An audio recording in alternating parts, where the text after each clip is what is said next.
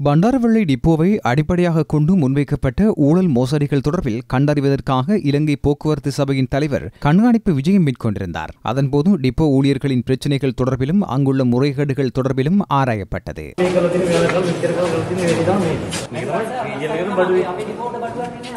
இவ்வாறு செய்ய முடியாது. இந்த நிறுவனத்தை எவ்வாறு கொண்டு செல்வது? உங்களுக்கு அனுபவம் உள்ளதல்லவா? பழைய முறையில் செல்ல முடியாது. பாராளுமன்ற உறுப்பினர்களான ரவீந்திர பண்டார மற்றும் கிட்டன் செல்வராஜ் ஆகியோரும் அதன்போது இணைந்திருந்தனர்.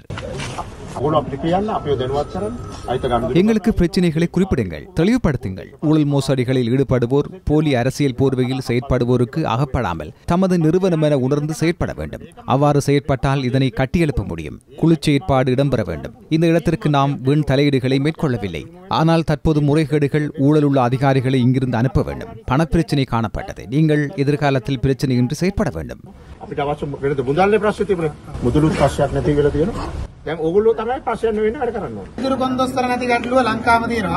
சாரதிகள் நடத்துனர்கள் இல்லாத பிரச்சினை நாடு முழுவதும் காணப்படும் நிலையில் அது 2 மாதங்களில் தீர்க்கப்படும். கிராமப்புற வீதிகள் தொடர்பான பிரச்சினைகள் இருந்தால் குறிப்பிடுங்கள். வீதிகளுக்கென மும்மடங்கு நிதி ஒதுக்கப்பட்டுள்ளது.